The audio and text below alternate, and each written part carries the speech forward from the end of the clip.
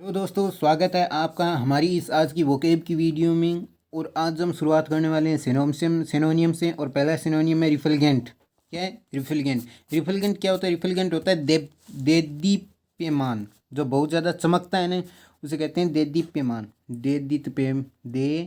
देदीप्यमान देदीप्यमान चमकीला। इसे क्या कह सकते हो आप? चमकीला, ब्राइट। तो इसका सिनोनिम क्या हो जाएगा? Bright.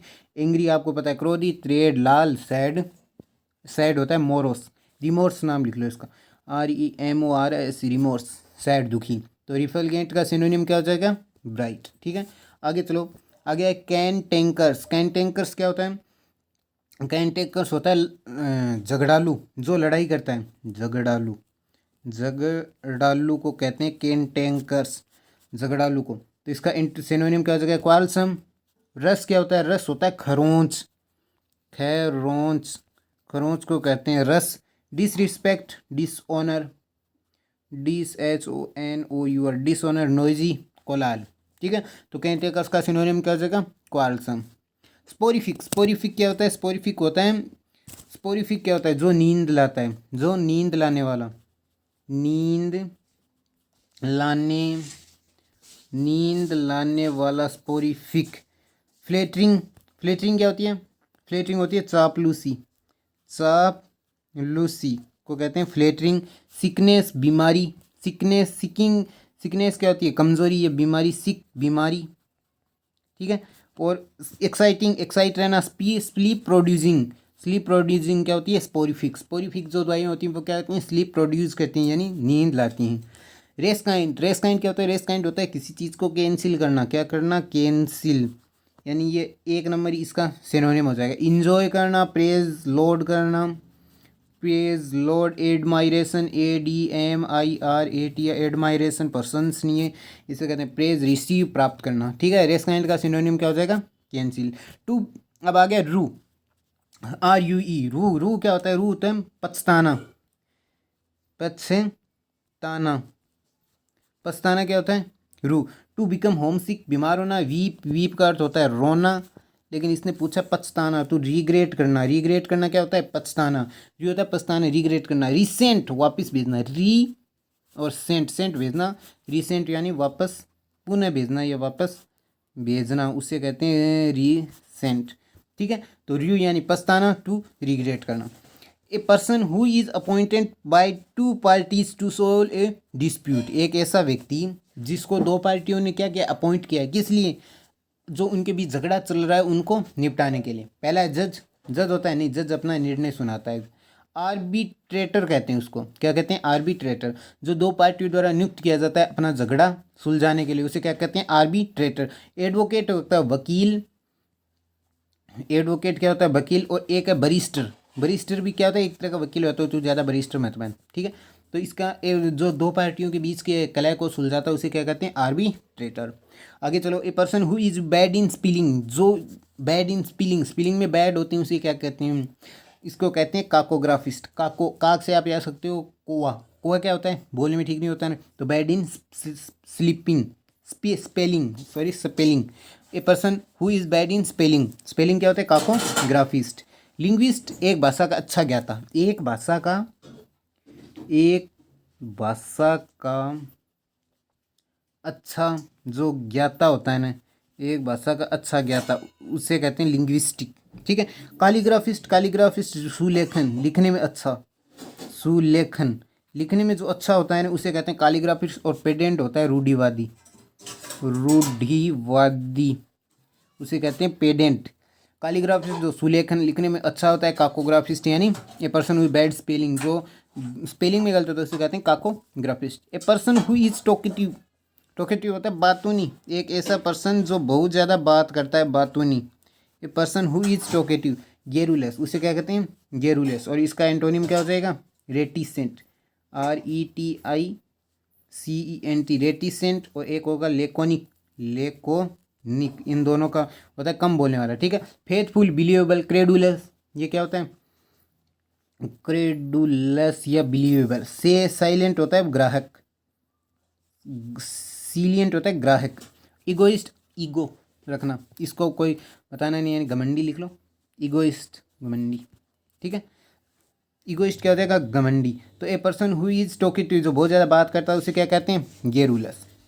A person living his native country to settle in another, एक ऐसा व्यक्ति जो अपने देश को छोड़कर दूसरे देश में जाके रहने लगता है, उसको क्या कहते हैं, देखो उसको कहते हैं इमाइग्रेंट। और ये तो ट्रेवलर तो होता है जो इधर उधर यात्रा करते हैं। नोमेड होता है बंजारा, क्या होता है, बंजारा। इन दोनों को जाने दो।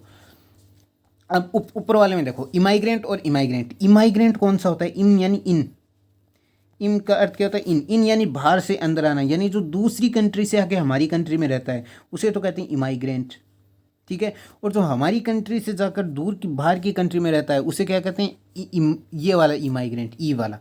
इन आई से क्या होगा, इन यानी बाहर से अंदर आने, दूसरी कंट्री से हमारी कंट्री में आने वाले को इमाइग्रेंट, और अपनी कंट्री से जाकर दूसरी कंट्री में रहने वाले को ये वाला ई वाला इमाइग्रेंट। तो ये क्या, person who is native country to settle in, दूसरी में सेटल हो रहा है, इसे क्या कहेंगे, इमाइग्रेंट। इसका आंसर क्या हो जाएगा, बी नंबर, इमाइग्रेंट, ठीक है। अगला चलते हैं। A professional rider in horse races, घोड़ों की रेस में जो प्रोफेशनल राइडर होता है उसे क्या कहते हैं, हॉर्स राइडर नहीं, उसे कहते हैं जॉकी। स्क्रू होते हैं पेंच। अबे तेरे स्क्रू ढीले हो गए हैं क्या दिमाग के, स्क्रू टाइट करूँ तेरे, स्क्रू वो वाला स्क्रू है, स्क्रू यानी पेंच। राइडर यानी राइडर क्या, राइडर को क्या कहेंगे, ऊपर जो घूमता फिरता है उसे क्या कहते हैं, राइडर होना। राइडर का क्या लिखोगे हिंदी में, क्या लिखते हैं राइडर को, अब क्या इसके देख लेना, राइडर को क्या लिखते हैं हिंदी में, राइडर यानी सवार, सवार लिख लो, सवार होते हैं, ठीक है। A professional rider in horse races को क्या कहेंगे, जॉकी। आगे चलते हैं एंटोनियम में। अब देखो पहला एंटोनियम क्या है, कंटेंटेंट। कंटेंटेंट आपको मैं पहले ही बता चुका हूँ क्या होता है, सेटिस्फाइड होना, संतुष्ट होना, सेटिस्फाइड होना, संतुष्ट रहना, संतुष्ट। इसका एंटोनियम क्या हो जाएगा, डिससेटिस्फाइड, इम्पेटे, खाली, हैप्पी, खुश, खुश यानी जॉय, अनफ्रेंडली, जो फ्रेंडली ना हो। तो कंटेंटेंट यानी सेटिस्फाइड रहना, संतुष्ट रहना, इसका एंटोनियम हो जाएगा डिससेटिस्फाइड। रैपिड, रैपिड होता है फास्ट, रैपिड क्या होता है, फास्ट, तेज, उसे कहते हैं rapid. Happy, Joy, failure, slow, धीमा। तो ये इसका एंटोनिम हो जाएगा। अब नॉर्मल, असामान्य, असामान्य, अब नॉर्मल का असामान्य। तो रैपिड का एंटोनिम क्या हो जाएगा, स्लो। सीवरी, सेवरी क्या होता है, सेवरी होता है रिस्पेक्ट।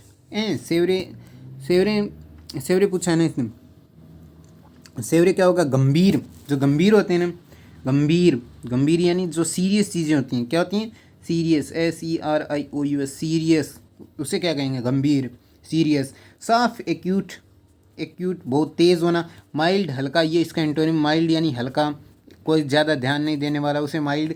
इंपॉर्टेंट, इंपॉर्टेंट इसका सिनोनियम लिख सकते हो आप, सेवरे कम, सेवरे यानी गंभीर, सीरियस, इंपॉर्टेंट, कट काटना, ठीक है। तो सेवरे का एंटोनियम क्या हो जाएगा, सेवरे का एंटोनियम हो जाएगा माइल्ड, ठीक है।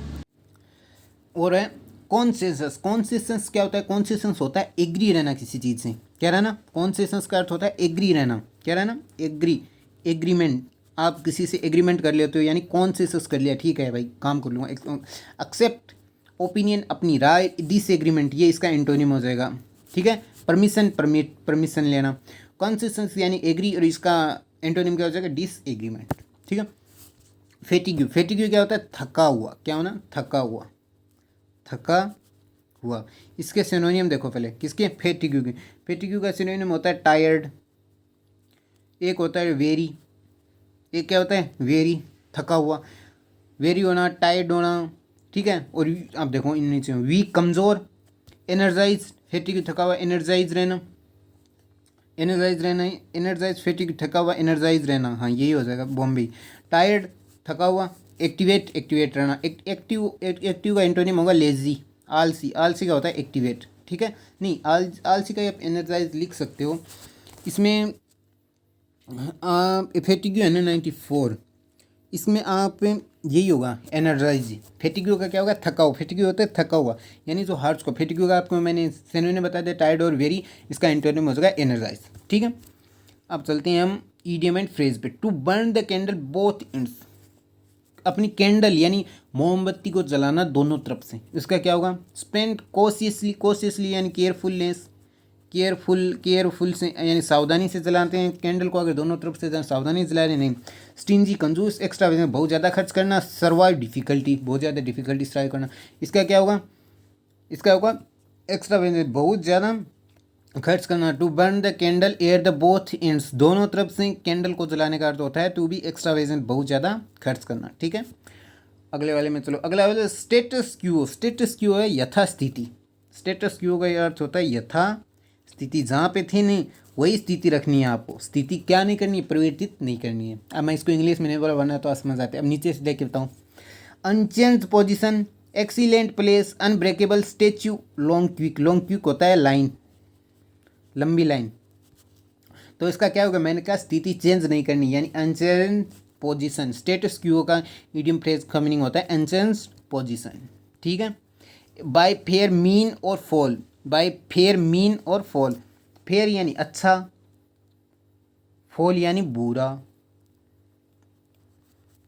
यानी कुछ भी काम करो अच्छे या बुरे से, कुछ भी काम होना चाहिए चाहे कैसे भी करो। Without using common sense, common sense के बिना, without difficulty, in any way honest, किसी भी तरह काम करो। होनेस्ट या डिनर हैविंग बीन इनवेस्टिगेट, या भड़का के काम करो। ठीक है, तो इसका अर्थ क्या होगा, बाय फेयर मीन्स और फॉल्स का इन एनी वे, होनेस्ट और डिसऑनेस्ट, कैसे भी काम करो ईमानदारी से या बेईमानी से। ठीक है, अगले में चलो। अगला क्या है, अगला है at once beck and call. At once beck and call, इसका क्या होगा, टू अटेंड ए कॉल, कोई कॉल को अटेंड करना है। To be helped by someone, किसी की सहायता करनी है। To be useful to someone, to be dominate by someone. तो इसका क्या होगा, at once beck and call का to be dominate by someone, किसी को to be dominate by someone, किसी को डोमिनेट करना, डोमिनेट होना किसी के द्वारा, by someone. To be dominated यानी कोई अपने पर राज करे, इसे कहते हैं at once beck and call. अगले वाले में चलो। To explore every avenue, to explore करना प्रत्येक एवेन्यू को। टू सर्च ऑल स्ट्रीट, सारी गलियों को सर्च मारना। स्काउट द वाइल्डनेस, मतलब बेफालतू में चिल्लाना। फाइंड एडवेंचर्स या ट्राई एवरी अपॉर्चुनिटी, इसका होगा try every opportunity. To explore every avenue का अर्थ क्या होगा, टू ट्राई एवरी अपॉर्चुनिटी, प्रत्येक स्थिति को रखना। ठीक है, तो बस आज की इस वीडियो में इतना ही, मिलते हैं आपसे अगली वीडियो में।